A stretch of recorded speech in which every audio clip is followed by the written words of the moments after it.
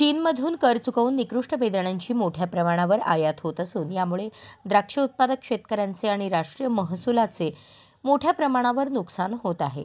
चीनमधून होणारी बेदाण्यांची बेकायदा आयात तात्काळ थांबवावी, बेदाण्यांचे दर स्थिर ठेवून द्राक्ष उत्पादक शेतकऱ्यांचे आर्थिक नुकसान टाळण्यासाठी आवश्यक उपाययोजना तातडीने कराव्यात, अशी मागणी उपमुख्यमंत्री तथा राज्याचे वित्त व नियोजन मंत्री अजित पवार यांनी पत्र लिहून केंद्र सरकारकडे केली आहे।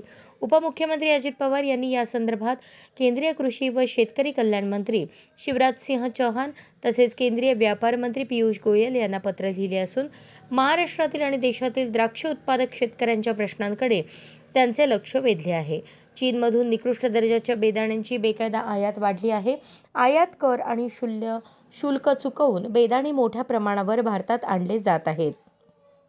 बेकायदा आयात आणि विक्री थांबवण्यासाठी त्यांच्यावर कठोर कारवाई व्हावी।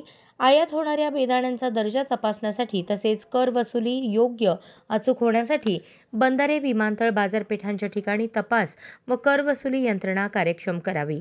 ऐन हंगामात बाजारातील बेदाण्यांचे दर स्थिर राखून शेतकऱ्यांचे संभाव्य नुकसान टाळण्यासाठी आवश्यक उपाययोजना तात्काळ कराव्यात, अशी मागणी उपमुख्यमंत्री अजित पवार यांनी केंद्रीय कृषी व शेतकरी कल्याण मंत्री शिवराज सिंह चौहान तसेच केंद्रीय व्यापार मंत्री पियुष गोयल यांना लिहिलेल्या पत्रात केली आहे।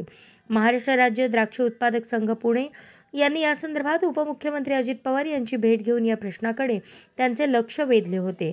तसेच हा प्रश्न सोडवण्याची मागणीही केली होती। त्या अनुषंगाने उपमुख्यमंत्री अजित पवार यांनी केंद्र सरकारला पत्र लिहिले आहे। अशाच नवनवीन अपडेटसाठी जनता राज्य न्यूज चॅनलला सबस्क्राईब करा, लाईक करा आणि शेअर करायला विसरू नका।